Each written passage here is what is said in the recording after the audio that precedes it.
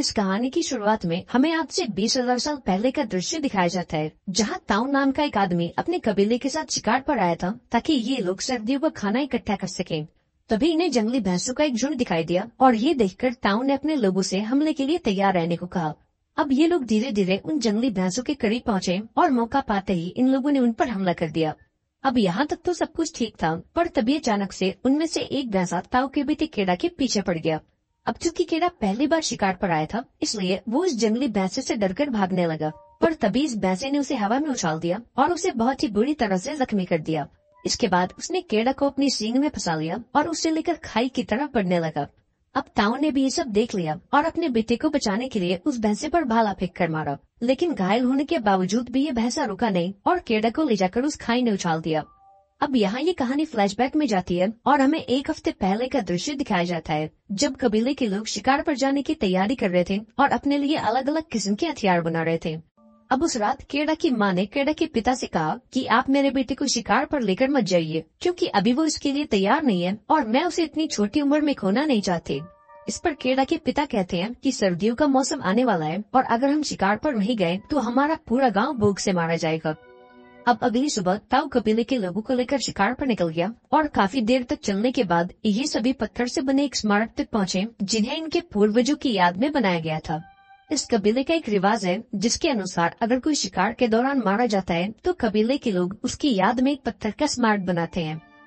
यहाँ ताऊ और उसके साथी आगे बढ़ रहे थे कि तभी इनकी मुलाकात एक दूसरे कबीले से होती है। अब इस कबीले के लोग भी शिकार पर निकले थे, इसलिए इन सभी ने एक साथ आगे बढ़ने का फैसला किया। अब उस शाम इन सभी ने मिलकर एक जंगली सुअर को पकड़ा और इस सुअर को मारने की जिम्मेदारी केड़ा को दी गई। अब केड़ा ने आज तक एक मच्छर नहीं मारा, तो इस सुअर को मारना तो बहुत बड़ी बात थी। ये देखकर ताऊ काफी निराश हुआ और केड़ा को समझाया कि अगर ऐसा ही चलता रहा तो तुम कभी इस कबीले के सरदार नहीं बन पाओगे और मुझे ना चाहकर भी तुम्हारी जगह किसी और को देनी होगी। अब जब रात हुई तो ये सभी आग जलाकर उसके पास बैठ गए और अपने शिकार को पकाकर खाने लगे, लेकिन तभी इन्हें किसी जंगली जानवर की आवाज सुनाई दी, जिसे सुनकर ताऊ ने सभी को सावधान रहने को कहा। लेकिन अभी ये लोग कुछ सोच पाते उससे पहले एक शेर ने इन पर हमला कर दिया और कापा नाम के एक लड़के को उठाकर ले गया। अब अगली सुबह इन लोगों ने कापा की याद में एक स्मारक बनाया और शिकार की तलाश में आगे निकल गए। ये सभी घंटों तक ऐसे ही चलते रहे, लेकिन आज इन्हें कोई भी काम लायक शिकार नहीं मिला और इसलिए इन लोगों ने एक पत्थर की गुफा में रात गुजारने का फैसला किया। यहाँ केड़ा के पिता ने उसके हाथ पर एक स्टार्स का टैटू बनाया और उसे बताया कि जब रात के दौरान तुम इन तारों का पीछा करोगे तो तुम अपने कबीले तक पहुँच जाओगे। असल में ये एक तरह का नक्शा था ताकि अगर शिकार के दौरान कोई अपना रास्ता भटक जाए तो इन तारों का पीछा करके अपने घर पहुँच सके। अब अगली सुबह ये लोग दोबारा से शिकार की तलाश में निकल गए और थोड़ी दूर चलते ही इन्हें कुछ जंगली भैंसों के पैरों के निशान दिखाई दिए। इसके बाद ये सभी लोग धीरे धीरे उन भैंसों के करीब पहुँचे और मौका मिलते ही एक साथ उन पर टूट पड़े। और अब ये कहानी वहीं आ गई जहाँ से इसकी शुरुआत हुई थी। एक भैंसे ने केड़ा को बुरी तरह से जख्मी कर दिया और उसे इस बड़ी सी खाई में उछाल दिया। यहाँ कबीले के लोगों को लगा कि केड़ा खाई में गिरकर मर चुका होगा, लेकिन जब उन्होंने पास जाकर देखा तो वो अभी भी एक चट्टान के सहारे लटका हुआ था। लेकिन अभी ये लोग उसे बचा पाते कि तभी केड़ा का हाथ फिसल गया और वो नीचे खाई में जाने लगा, पर खुशकिस्मती से वो सीधा खाई में नहीं गिरा और पत्थरों से टकराता हुआ एक चट्टान पर जाकर बेहोश हो गया। ये देखकर ताऊ अपने बेटे को बचाने के लिए नीचे जाने लगा, लेकिन कबीले के बाकी लोगों ने उसे ऐसा करने से रोक लिया। उन्होंने ताऊ को समझाया कि अब इन सब का कोई फायदा नहीं है, क्योंकि इतनी ऊंचाई से गिरने के बाद किसी का भी बच पाना इम्पॉसिबल है। हालांकि ताऊ ने इन बातों पर ध्यान नहीं दिया और चट्टान के किनारे बैठकर अपने बेटे को आवाजें लगाने लगा। देखते ही देखते रात हो गई, लेकिन केड़ा को अब तक होश नहीं आया और इसलिए ताऊ ने भी यह मान लिया कि अब उसका बेटा इस दुनिया में नहीं है। अब अगली सुबह कबीले के लोगों ने भारी मन के साथ केड़ा को आखिरी विदाई दी और अपना किया हुआ शिकार लेकर कबीले की तरफ निकल गए। ऐसे ही कुछ घंटे बीत गए, लेकिन केड़ा को अब तक होश नहीं आया। इसी बीच एक गिद्ध की नजर केड़ा पर पड़ी और वो उसे मरा हुआ समझकर उसके पास आ गया, लेकिन जैसे ही उसने केड़ा को खाना शुरू किया, केड़ा फौरन होश में आ गया और एक ही झटके में उस गिद्ध की गर्दन पकड़कर उसे नीचे फेंक दिया। अब खुद को इस चट्टान पर देखकर केड़ा काफी घबरा गया और चीख चीख कर मदद की गुहार लगाने लगा, लेकिन जल्दी उसे एहसास हो गया कि यहाँ उसकी मदद के लिए कोई नहीं है।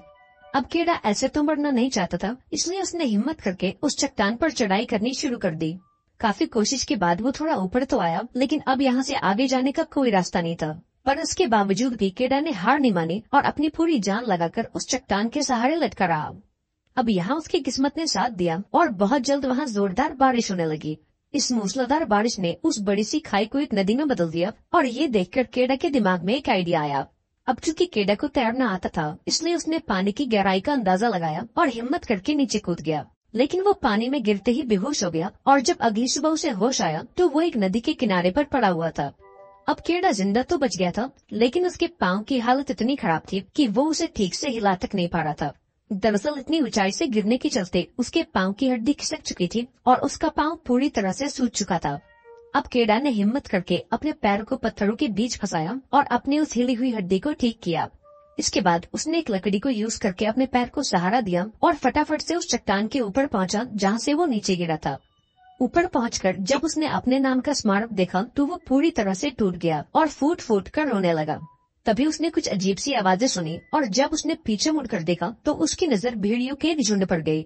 अभी वो कुछ सोच पाता कि तभी इन भेड़ियों ने उस पर हमला कर दिया और तेजी से उसकी तरफ बढ़ने लगे। अब अपनी जान बचाने के लिए केडा पास के एक पेड़ पर चढ़ने लगा, पर तभी इनमें से एक भेड़िया उसके पैर को पकड़कर नीचे खींचने लगा। ये देखकर केडा ने फौरन अपना हथियार निकाला और इस भेड़िए पर वार करके इसे जख्मी कर दिया। इसके बाद वो पेड़ के ऊपर चढ़ गया और भेड़ियों के जाने तक इसी पेड़ पर रहने का फैसला किया। अब देखते ही देखते रात हो गई, लेकिन ये भेड़िए अब भी यहाँ से जाने के लिए राजी नहीं थे।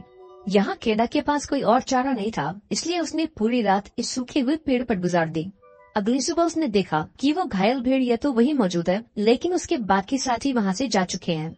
अब सबसे पहले केडा ने अपने चाकू से एक हथियार बनाया ताकि वो उस घायल भेड़िए को मार सके, क्योंकि केडा ये जानता था कि अगर उसने इस भेड़िए को नहीं मारा तो ये भेड़िया उसे मार देगा। इसके बाद वो नीचे आया और इस भेड़िए को मारने के लिए आगे बढ़ा, लेकिन जब उसने इसकी आंखों में देखा तो उसे इस घायल भेड़िए पर तरस आ गया और उसने उसे मारने का मन बदल दिया। हालांकि वो इस भेड़िए को ऐसे खुला नहीं छोड़ सकता था, इसलिए उसने इसके मुंह को एक रस्सी से बांध दिया और उसे कंधे पर उठाकर आगे बढ़ने लगा। अब सारा दिन चलने के बाद ये दोनों एक छोटी सी गुफा में पहुंचे, जहां इन दोनों ने जैसे तैसे करके अपनी रात गुजारी। अगली सुबह केडा ने कुछ जड़ी बूटियों को इकट्ठा किया और उन्हें पीसकर अपने घाव पर लगा लिया। इसी बीच जब केडा पानी पी रहा था, तब इस भेड़िए ने अपने मुंह पर बंधी हुई रस्सी को खोल दिया। अब ये देखकर पहले तो केडा थोड़ा घबरा गया, लेकिन फिर उसने खुद को शांत किया और इस भेड़िए को पानी देने के लिए आगे बढ़ा। अब यहाँ इस भेड़िए ने दांत दिखाकर केडा को डराने की कोशिश की, लेकिन उसके बावजूद भी केडा शांत रहा और उसे पानी देने की कोशिश की। अब केडा का ये बर्ताव देखकर भेड़िया भी शांत हो गया, क्योंकि वो ये समझ चुका था कि अब उसे केडा से कोई खतरा नहीं है। इसके बाद केडा ने भेड़िए की चोट पर लगे कीड़ों को साफ किया और उस पर जड़ी बूटियों का लेप लगा दिया। अब उस शाम केडा ने एक खरगोश का शिकार किया और उसे पकाने के लिए गुफा में आग जलाने लगा। इस दौरान भेड़िए ने उससे वो खरगोश छीनने की कोशिश की, लेकिन केडा ने उसे डराकर शांत कर दिया और खुद को ताकतवर दिखाने के लिए वो उस खरगोश को कच्चा ही खाने लगा। ये देखकर वो भेड़िया भी डर गया और चुपचाप जाकर एक कोने में बैठ गया। अब उस रात केडा को खाना खाकर काफी राहत मिली, क्योंकि पिछले कई दिनों से उसने कुछ नहीं खाया था। यहाँ उसने भेड़िए को भी थोड़ा खाना दिया और ये भेड़िया भी किसी पालतू कुत्ते की तरह चुपचाप वो खाना खाने लगा। अब चूंकि केडा काफी घायल था, इसलिए उसने कुछ दिनों तक इसी गुफा में रहने का फैसला किया। ऐसे ही दिन गुजरते गए और एक रात केडा ने अपने हाथ पर बने टैटूज को देखा। ये देखकर उसे अपने घर की याद आने लगी और उसने बर्फ गिरने से पहले अपने घर वापस लौटने का फैसला किया।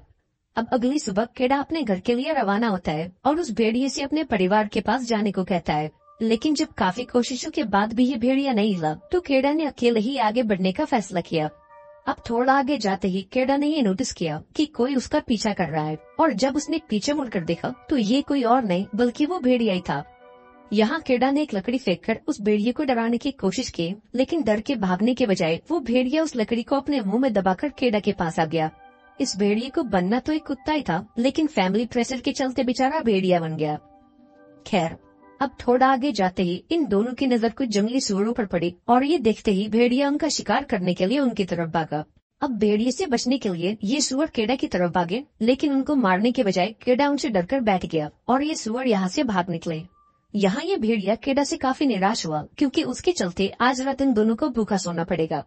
हालांकि बहुत जल्द इन दोनों में दोबारा से दोस्ती हो गई और केडा ने इसका नाम अल्फा रखा। अब उस शाम अल्फा को एक छोटा सा खरगोश दिखा और इस बार उसने कोई गलती नहीं की। उसने खरगोश का शिकार किया और रात को इन दोनों ने साथ मिलकर खाना खाया। अब जब सोने की बारी आई तो अल्फा केडा से चिपककर सो गया ताकि इन दोनों को ठंड न लगे। ऐसे ही दिन गुजरते गए और ये दोनों एक साथ अपने मंजिल की तरफ बढ़ते रहे। अगले कुछ दिनों में केडा अल्फा की मदद से शिकार करना भी सीख गया और देखते ही देखते इन दोनों की दोस्ती और गहरी होती गई। ऐसे ही कुछ दिन और गुजर गए और अब चारों तरफ सर्दियों का मौसम आ चुका था। सर्दियों में ये पूरा इलाका बर्फ की एक सफेद चादर से ढक गया और चारों तरफ बर्फीली हवाएं चलने लगी। लेकिन इसके बावजूद भी केडा और अल्फा ने हार नहीं मानी और अपने घर की ओर बढ़ते रहे। इस बर्फीले मौसम में भी ये दोनों जैसे तैसे करके शिकार ढूंढ ही लेते और उसे खाकर जिंदा बचे रहते। अब एक दिन चलते चलते केडा के पैर के नीचे की बर्फ टूट गई और वो सीधा पानी में जा गिरा। दरअसल ये एक छोटा सा लेक था जो सर्दियों के कारण बर्फ में जम चुका था। यहाँ केडा ने ऊपर आने की काफी कोशिश की, लेकिन उसे बाहर निकलने का रास्ता नहीं मिल रहा था। इधर अल्फा ने बर्फ को तोड़कर अपने दोस्त को बाहर निकालने की सोची, लेकिन इस बेचारे का वजन इतना नहीं था कि वो बर्फ की इस मोटी सी परत को तोड़ सके। अब जब केडा को रास्ता नहीं मिला तो उसने फटाफट से अपना चाकू निकाला और अंदर से बर्फ को तोड़ने लगा। काफी कोशिशों के बाद आखिर केडा ने बर्फ को तोड़ ही लिया और अल्फा की मदद से पानी से बाहर आ गया। इसके बाद उसने फटाफट से अपने कपड़े उतारे और पास में आग जलाकर खुद को गर्म किया। इन दोनों ने आज की रात यहीं गुजारी और अगली सुबह अपने सफर को कंटिन्यू किया। कुछ घंटों तक चलने के बाद केडा की नजर टेंट के बाहर बैठे एक आदमी पर पड़ी, जिसे देखकर वो काफी खुश हो गया। लेकिन जब उसने पास जाकर देखा तो उसकी ये सारी खुशी फौरन गायब हो गई, क्योंकि ये आदमी ठंड से जमकर मर चुका था। इसके बाद केडा ने इस आदमी से वो तीर और धनुष ले लिया और अल्फा को लेकर आगे चल दिया। ये दोनों काफी देर तक ऐसे ही चलते रहे, लेकिन थोड़ी देर बाद एक और मुसीबत ने दस्तक दे दी। इन दोनों का सामना जंगली कुत्तों के एक झुंड से हुआ, जिन्होंने इनको देखते ही इन पर हमला कर दिया। अब इन कुत्तों से बचने के लिए ये दोनों फटाफट से गुफा के अंदर घुस गए और घात लगाकर कुत्तों का इंतजार करने लगे। लेकिन जब इन्हें कोई हलचल दिखाई नहीं दी तो ये दोनों रिलैक्स होकर वहीं बैठ गए। पर ये इस बात से अनजान थे कि जिस गुफा में ये मौजूद है वो एक आदमखोर तेंदुए की है। अभी ये दोनों कुछ सोच पाते कि तभी इनके सामने एक ब्लैक पैंथर आ गया और उसने केडा को देखते ही उस पर हमला कर दिया। लेकिन हर बार की तरह इस बार भी अल्फा बीच में आ गया और केडा को इस तेंदुए से बचाने की कोशिश की। पर ये तेंदुआ साइज में काफी बड़ा था और वो अल्फा पर भारी पड़ रहा था। ये देखकर केडा ने वो तीर और कमान निकाला और हिम्मत करके उस तेंदुए पर एक तीर छोड़ दिया। लकीली केडा का तीर बिल्कुल निशाने पर लगा और तीर लगते ही वो तेंदुआ जमीन पर गिर गया। इसके बाद केडा ने अल्फा के जख्मों को साफ किया और उस पर जड़ी बूटियों का लेप लगाया। केडा अल्फा का शुक्रगुजार था, क्योंकि इस सफर में न जाने कितनी बार अल्फा ने उसकी जान बचाई थी और इसलिए वो अल्फा को अपने साथ घर ले जाना चाहता था। अगली सुबह इन दोनों ने दोबारा से अपने सफर को कंटिन्यू किया और धीरे धीरे आगे बढ़ते रहे। कई घंटों तक चलने के बाद आखिर में केडा को वो स्मारक दिखाई दिया जिन्हें हमने मूवी की शुरुआत में देखा था, और इसका मतलब ये था कि अब ये दोनों अपनी मंजिल के काफी करीब है। ये देखकर केडा काफी खुश हुआ और आगे बढ़ना जारी रखा। लेकिन इसी बीच अल्फा जमीन पर गिर गया, क्योंकि अपने जख्मों के चलते वो काफी कमजोर हो चुका था। ये देखकर केडा समझ गया कि अब अल्फा अपने पैरों पर नहीं चल पाएगा, इसलिए उसने अल्फा को अपनी गोद में उठा लिया और धीरे धीरे आगे बढ़ने लगा। आखिरकार उसकी ये मेहनत रंग लाई और एक जगह पर पहुंचकर उसे दूर से अपनी बस्ती दिखाई दी। इतने दिनों बाद अपनी बस्ती को देखकर केडा की खुशी का तो ठिकाना नहीं था। इसके बाद वो फटाफट से अपनी बस्ती में पहुंचा, जहाँ पहुंचते ही वो जमीन पर गिर गया। अब जब केडा के माता पिता ने उसे देखा तो उनके पैरों तले जमीन खिसक गई और उन्होंने फौरन केडा को अपने गले से लगा लिया। यहाँ केडा ने ताऊ से कहा कि वो किसी भी हालत में अल्फा को जिंदा बचा लें, और इतना कहते ही वो बेहोश हो गया। कुछ घंटों बाद जब केडा को होश आया तो वो अपने घर के अंदर मौजूद था और अल्फा भी उसके बगल में लेटा हुआ था। यहाँ उसे ये बात पता लगी कि अल्फा ने कुछ छोटे बच्चों को जन्म दिया है।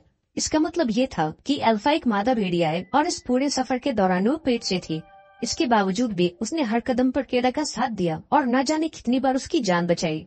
ये जानकर केडा के दिल में अल्फा के लिए प्यार और बढ़ गया और उसने अल्फा को गले से लगा लिया। आई होप आपको ये कहानी पसंद आई होगी। अगर वीडियो अच्छी लगी हो तो इसे लाइक कर देना और चैनल को भी सब्सक्राइब कर देना। मिलते हैं अगली वीडियो में, पर तब तक के लिए be safe and keep chilling.